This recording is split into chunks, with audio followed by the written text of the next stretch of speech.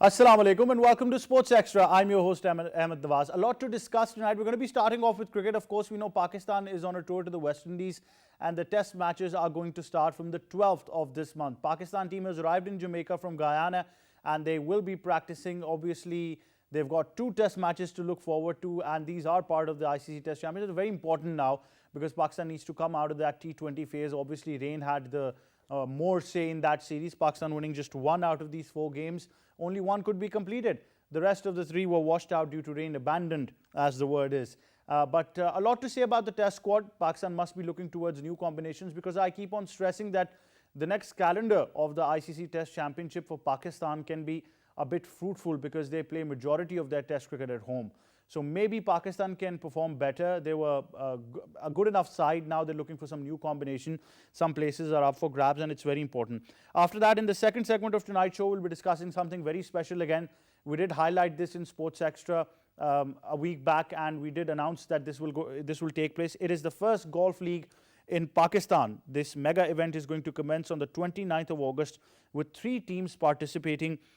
Each team consisting of 16 players each, and the mega event is going to be held at the Airmen Golf Club in Karachi. So it's very important to discuss this new avenue that we see of golf now, where Pakistan is going towards a first league of a major golf tournament and 16 players each. I think it's going to be very exciting, and we already know that the Airmen Golf Club in Karachi is one of the toughest terrains to play golf with the conditions. So I think a good enough contest that is witnessed.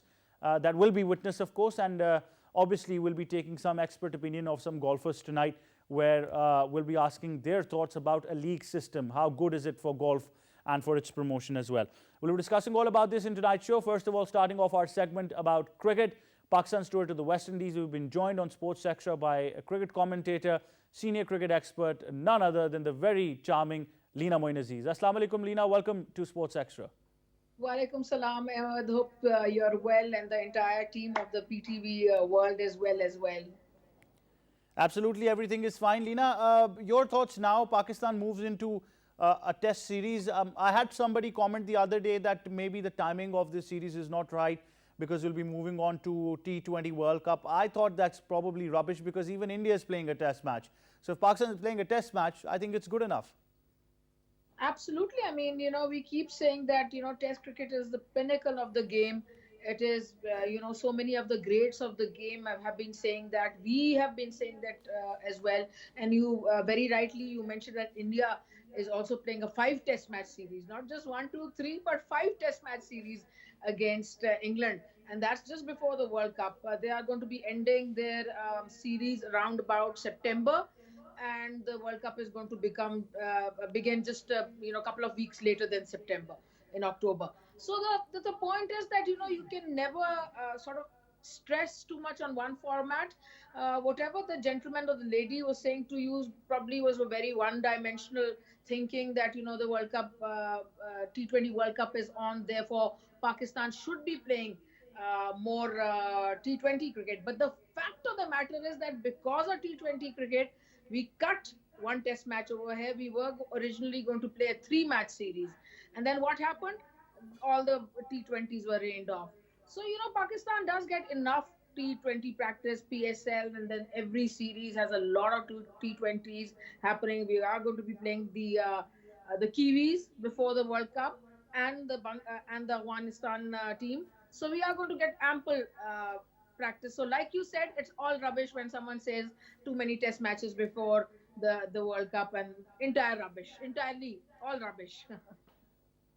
Now, Leena, I know that people give a lot of credit to the West Indies when it comes to T20 cricket, and people often comment that they're probably one of the best T20 sides in the world. But I want you to comment on the current West Indian team as a test side, because we've seen in the previous couple of series as well that these are guys who really enjoy their test cricket. And if you look at some of their departments, then they're really coming up as a good test side. Yeah, well, at home they are going to be not an easy side to negotiate. At home, West Indies have traditionally, played well. Even when they were the strongest side, they were difficult to defeat. And even in the last couple of decades, when they weren't the strongest side in the world, they weren't easy to defeat. If you guys remember that Test match where Yasir Shah, I think it was second last ball that he got the wicket, and we won that test match under Misbah. So we've had some really close contests with the West Indies over the years. We've had some really, some beautiful test matches against them. Even when Clive Lloyd and Viv Richards and Richie Richardson used to, captain them. And then later when their side became slightly weaker. But then, having said that, they're a difficult side to beat at home. They've got some good fast bowlers. Kemar Roach is there. I mean, Gabriel there's there. A few emerging. Azari Joseph, emerging fast bowlers, and said they've got some good batsmen, emerging fast batsmen. So that they're not going to be an easy side to beat. Not an easy side, but Leena, where do you think Pakistan has got to work on now, those grey areas that we've seen, especially against the West Indies? They've got some nippy fast bowlers who will generate some bounce, who will generate some pace for the Pakistani batsmen. We've got a habit of flashing outside the off stump as well. What are the grey areas that you believe as an expert where Pakistan might come into trouble against the West Indies? Well, for one, the short ball is a grey area. When fast bowlers bowl bounces to us, we can't negotiate it. We often play it in the air and get caught and injure ourselves also. But more than that, we do not know how to negotiate it. And a long time back, Javed Miadad used to before a tour where they would be facing a lot of fast bowlers, or they'll be pacer and bounce, they'll be practicing bouncing the ball on a marble slab. So you get used to playing the short pitch delivery. So that's one gray area, and of course, batting and fielding. Of course, these are the grey areas. Now, talking about the combinations, Leena, we still know that there are places where Pakistan is looking to build on a test side. One becomes the opening spot in the middle order. There is, of course, room as well. Do you see certain areas where you think Pakistan now needs to find specialists? Because we know a lot of pressure of that middle order will once again go to the likes of Azhar Ali, Babar Azam and Fawad Alam. But particularly if we talk about Azhar Ali as well, then I think it's about time now that he steps up. Yeah, you're absolutely right. I feel Pakistan will have to work hard at those areas. And it's important that. Can you hear me, Leena? Hello? Yes, can you hear me? Hello? Right, we're having some technical difficulties. We'll try to get Leena online once again and then, of course, talk about this further, because like we're saying that there are certain areas where we believe that Pakistan needs to work on, especially when it comes to the batting and throwing their wickets away, is something these guys need to put a price on, because it's very important in a test innings to build your innings up and not just move to 50s but convert it into the hundreds and 150s as well, because that's what modern day cricket is all about. Leena has also stressed about this fact as well, and definitely we'll be discussing this further. Now Leena's back with us. Leena, can you hear me now? Yeah, I can hear you. Right, so Leena, I was mentioning that Azhar Ali needs to step up. Somebody's got to take that responsibility now in that middle order, and especially the opening spot is still up for grabs. Absolutely. Whenever you're playing a test match, your openers need to give you a good platform for the number 3, 4, and 5 to come and perform. At number 6 in test matches, we've got a little gem in Rizwan, who has been playing tremendously well in the white ball format, but then he opens in the white ball format, but in the test matches, he comes at number 6 or 7.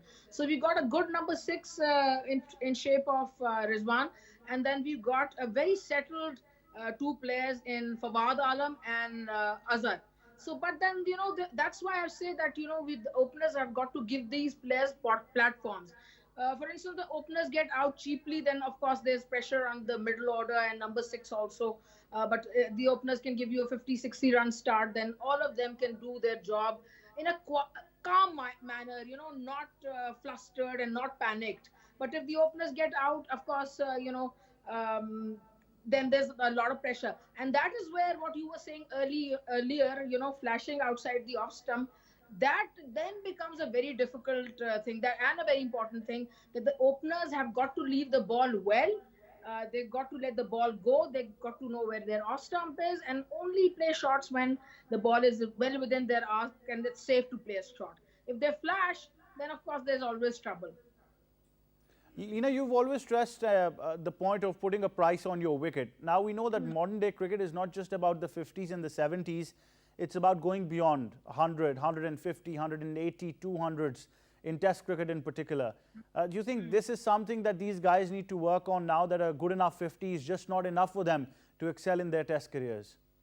Absolutely, the daddy hundreds are very important, and if you get 100, it's not just not great just to get 100. But once you get 100, you take your guard again, focus again, and you then want to get another 50. Once you get that 150, then you can focus on 200. But the daddy hundreds, even the 140s, 130s, 140, 150s, become very important, and they help you win matches. They always say that 20 wickets win you matches, but also very big innings. The daddy hundreds also win you matches, not just 20 wickets. Yes, they do more often than not. But then if your batsmen don't score and only score 160, 70, it's not good enough for inexperienced bowling side like ours, where no one's got 100 wickets. Maybe if Abbas plays, then he has. Other than that, I mean, no bowler has 100 wickets. So for that, it is important that our batsmen give them the cushion of playing big long innings and giving them 350, 300 runs in the first innings. Particularly about the bowling now, and I just came across a statement by Mohammad Amir as well, who said that everyone knows Shaheen Afridi is playing too much. He's young, he's able to manage it. However, this affects the player later in his career. I hope he's managed properly. I heard that Shaheen himself doesn't want to rest. The coaches should communicate with him about this. He's a blessing for Pakistan cricket, a complete bowler in all formats, and thus should be used carefully. Would you also support this argument? Absolutely. I mean, I've been saying for a long time that give him rest, give him rest. Don't play, don't let him play all the T20s, all the one days, and then Test matches. You have to. This series, last series, they did sort of give him a rest for a couple of matches, which was good. And with someone who's as keen as Shaheen Afridi is, and he wants to play everything, it's important that the management talk to him. Tell him that we understand that you're very eager, very keen to play all the matches for your country, but that's very important to give you rest, because if you play everything, then there's always a chance of picking up an injury. Sometimes these young bowlers pick up bad injuries like a stress fracture of the back, or the shin, or any other place, thigh or anything, and then you can't play for a long time. The stress fracture is mainly as a result of the of playing too much. Back in the day, Imran Khan picked up a stress fracture against India because he bowled, I think there was 6 Test matches in 1982, and he played all 6 of them. He was a man of the series, got 40 wickets, but then he picked up a stress fracture because he bowled with a lot of heart and long spells. Uh, but then that was a long time ago, and then you learn. And ever since that time, you've seen that whichever player has been used too much, when his body is a bit fragile. Pat Cummins is a great example. A few years ago, he picked up an injury, couldn't play for a few years. Then he became strong, came back, and now he can play a lot. So you've got to have that right balance between playing the bowler in every match and resting him. The right balance has to be achieved. And for instance, there's 5 matches, you should always rest him in 1 or 2. That being said, do you also would agree that we can then probably prioritize players for certain formats? If you just look at England, we know Anderson and Broad only play Test cricket, and they're one of the best Test bowlers in the world. We'll see that with so many other teams as well. So guys like Abbas, who you don't want to use in the white ball format because you think you've got other option, guys probably like Abbas, somebody else who you can find as a good fast bowler, can probably be prioritized for Test cricket particularly, so that you don't put more burden on your fast bowlers. Absolutely, and I mean that will always also give you the opportunity to try more bowlers. If you rest a good bowler who's been playing a lot of white ball format, and then Test matches, also give him a rest. You can try a young bowler. For instance, in this case, Pakistan has been carrying Dhani for a couple of series, but he hasn't got the opportunity to play. So if they rest maybe Hassan, or maybe Shaheen, then maybe one Test match Dhani could be tried, and we could see what he's made of. He can also get the flavor for international cricket. I mean, he wasn't played in the or selected in the T20 format or the one-day format. He was only selected for the test matches. So if one of the other bowlers, senior bowlers, is rested, his body gets a rest, and a junior bowler gets an opportunity, and the whole nation, the selectors, they get an opportunity to see what he's made of. Leena, what's the combination that one would look to go towards the West Indies? I mean, what kind of wickets or pitches can we expect? Oh, definitely we've got to play the spinner, one spinner. And Pakistan normally takes the very scared route of playing just four bowlers. I would go with five bowlers and ask if Hassan's playing, I would ask him to bat at number seven and contribute. Have a whole discussion with him and play five bowlers and ask him to deliver with a bat. Take it more seriously. He has also mentioned that he wants to be a number one all-rounder in the world. So ask him to prove that, and then play five bowlers. But that those five bowlers definitely one spinner, the leg spinner Yasir Shah, or maybe the left arm spinner. But Yasir has done really well in the West Indies. He's done well there. So maybe with him and four fast bowlers. Is it important that we also look for other spinning options just in order to develop them? Because we've had a drought and a void now where we have not got a quality spinner. But now they also have Sajid Khan in the squad, who's an off spinner. They've got a left arm spinner, Numan Ali, who can bat really well as well. He showed us that he can bat. So probably we can now develop somebody who can carry on for Pakistan for that spin department. Well, with Sajid Khan, I feel that he's still got to work a little bit on his action, because his, one of the non-bowling arm falls really quickly. So he doesn't get all the, whatever he can get from the pitch, and his action, his action is not complete. So in the domestic season, maybe he can work on his action and maybe work with in the NCA, work with Saklan or whoever, and improve it a little bit. But then Numan is a complete package, because he can, like you said, he can bat well. His bowling action is complete. He's, he's not a spring chicken, so he knows his straight. So yes, he can be played, but it'll depend on the people who are there. When they see the conditions, they see the pitch, then they'll decide which spinner to play. But I definitely think they'll go with Yasir Shah, especially in the first test.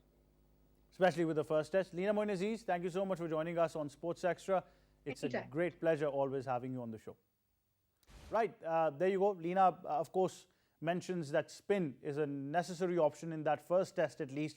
And like she said, that Pakistan need to be confident and try to play five bowlers and have somebody like Hassan Ali take the charge of batting and contribute with the bat at number seven. That could probably work for Pakistan, and should work, because I think the more the bowlers, the less the burden on one of them, and you've got more wicket-taking options. At the end of the day, you can strengthen your batting as well, identify roles for your batsmen, and this is how things will proceed. The first test match, of course, begins on the 12th, where Pakistan face the West Indies in Jamaica, and after that, the second one begins on the 20th onwards. All the action is going to be live on PTV Sports. We'll just take a short break at Sports Extra. When we come back, we'll be discussing golf.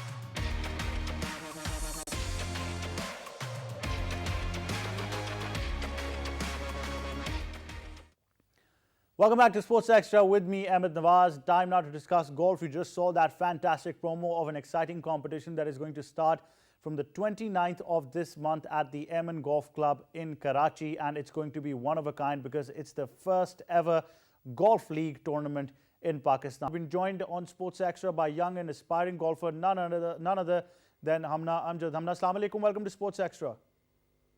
Assalamu alaikum.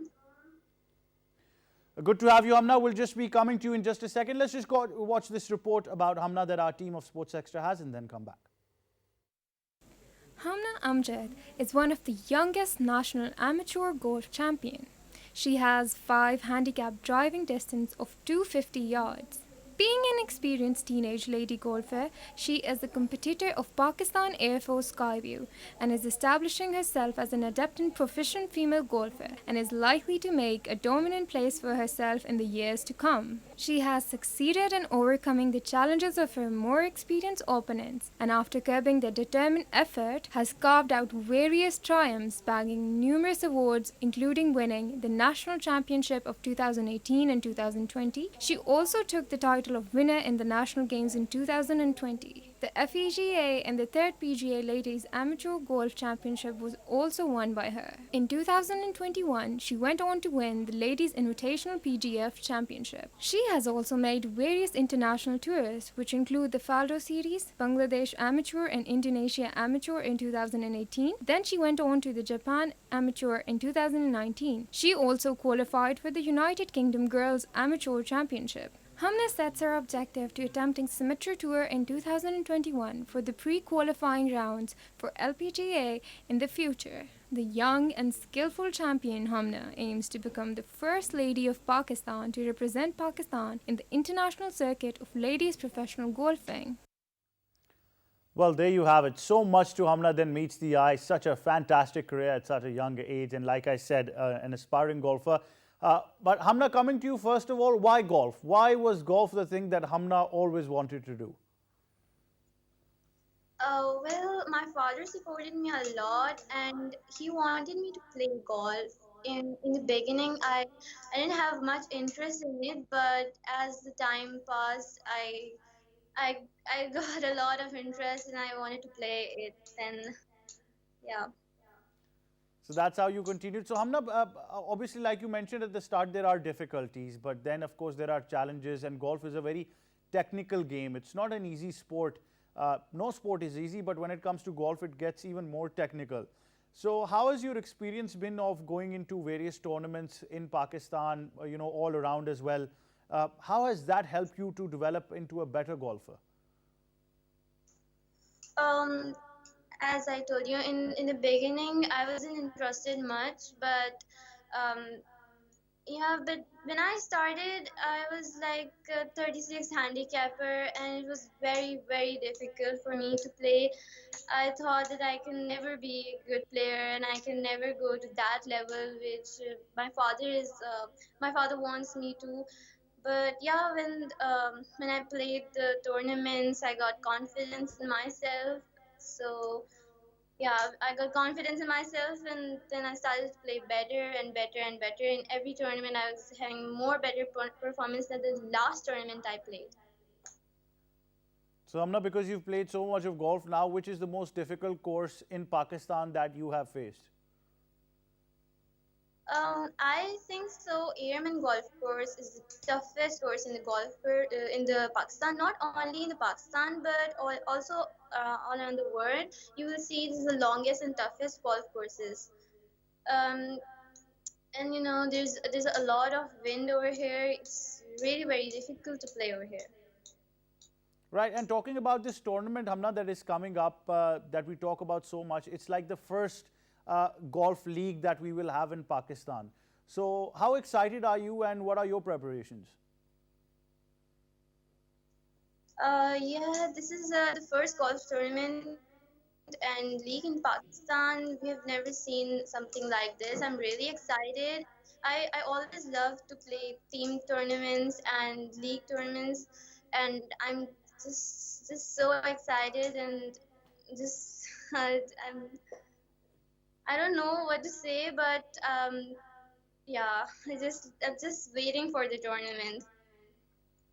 So talk us about your training routine. How do you tend to train? Do you have to go to the course daily and practice golf on daily basis, or is there a set timetable that you follow?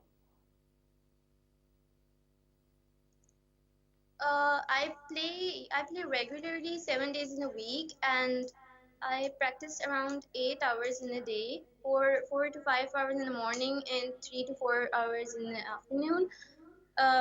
In the morning, I usually go to the course and I practice in the afternoon. In the morning, I play 18 holes or 9 holes, whatsoever suits me. Yeah. That's very interesting. And talking about so many other young people out there, Hamna, who want to start golf probably, or who want to become a golfer, or a champion like you are becoming, what is your advice to them? What can they do first of all? My advice to them is that what I got to learn from my life and my career is that you should never lose hope. Because when I started, I was always thinking about that I can never do it and it's too tough for me. But don't lose hope, because when you lose hope, it's finished. You cannot do it anymore. So just go on and just do it. Definitely. And finally, Hamna, is there a personal favorite golfer that you have? Uh, in Pakistan or abroad? In both, internationally and nationally. Um, Nationally, I love to see Shabir Iqbal playing, and internationally, I really love Corda sisters, Nelly and Jessica Corda. Very well said. Thank you so much, Hamna, for joining us, and a lot of prayers for your future career. Thank you. Right, that was the young and aspiring Hamnaa Amjad who was talking to us. And like she's mentioned, such a rigorous routine that she's following. 7 days of golf, 2 times in a day that she's going to practice on the course is something you don't see from such a young age. Now, we've been very honored to be joined by somebody who is a pioneer when it comes to golf. More than 25 years of experience representing Pakistan nationally, internationally as well. And I think we'll get a lot of insight with him when we talk about this. He's none other than Mr. Colonel retired Zahid Iqbal. Colonel Saab, Assalamu alaikum, sir. Welcome to Sports Extra. Thank you very much. Thank you very much. Walaikum assalam. We will be continuing the discussion, but first of all, we've got a report by the team of Sports Extra. Let's just go take a look and then come back. Colonel Zahid Iqbal is one of the most qualified golf referees and tournament directors of Pakistan. He is also a 6th handicap golfer. With an experience of 25 years on the golf course, he has established himself as a highly capable and qualified referee, having passed prestigious tournament administrator and ruling exam. He has represented Pakistan in various international golf tournaments, including the Golf Seniors Championship in Australia, Japan, and Malaysia. The experienced referee has also performed different duties at Asian Tour, European Tour, Spanish Open, BMW Open, and a PGA event in London. Being an expert on grass and turf and maintenance of golf courses, he is currently the Secretary Sindh Golf Association, as well as the course captain of Airmen Golf Club, Karachi. So it's an honor to have you. First of all, we must ask you about this very first golf league that is happening in Pakistan. Now, we know that there are many tournaments around the year in the golf calendar. But why is this league so important, sir, as it becomes the very first in Pakistan? The first problem that we are facing in Pakistan is that, only those people can play golf who become members of any golf club, which is not possible for everybody. So this is a league match in which we are going to, it is just the initial step which we have taken here in the country, and different teams we have formed like Black Tiger. So our job is to basically for talent hunting, and we are going to invite people from schools. The kids should start this game so that in future we can compete in Olympics also, or at least Asia level and Euro level. So this is like an initiative taken by the golfer themselves to hunt for talent and bring them in their own team so that they can come to the club for practices and perform, and we'll provide them coaching, inshallah. This is something initiative taken by the members, the golfers. So this is the very first league when we talk about this. This is the first such kind of an initiative in Pakistan. Do you see this going a long way in the coming years where we're able to attract more the teams, spread the tournament through other parts of the country as well? The dedication and the spirit that I have found in different meetings in these people, that Turuk Maktu and Black Tiger team, I think this is gonna be like just the beginning. It's like a tip of an iceberg, and I'm sure, inshallah, like the first phase they are going to launch on 29th, and then there are in the pipeline there are more teams, more people eager to join. So they are going to announce about probably a competition of 12 teams very soon. Sir, also talk us through the Airmen Golf Club as well. Now, we've heard from many golfers that it is one of the most difficult courses in Pakistan, sir. In your experience, why is that, sir? When the golf courses are either designed by the architect where their greens are very well defended with different kind of obstacle like lakes and bunkers and trees. Over here, the Airman is naturally purely the course is provided and designed by nature. So over here, there are sand dunes, there are bunkers, there are water hazards, and above all, it's right on the beach. It's a link course, and the air is a big challenge, and especially in the summer, it's a very big challenge, and plus. The distances are a bit longer. I would say this is the longest golf course in Pakistan. So being a longer one and being on the high ground and on the beach, right on the beach, the air resistance or the air obstacle is very much there. That's why it is not easy.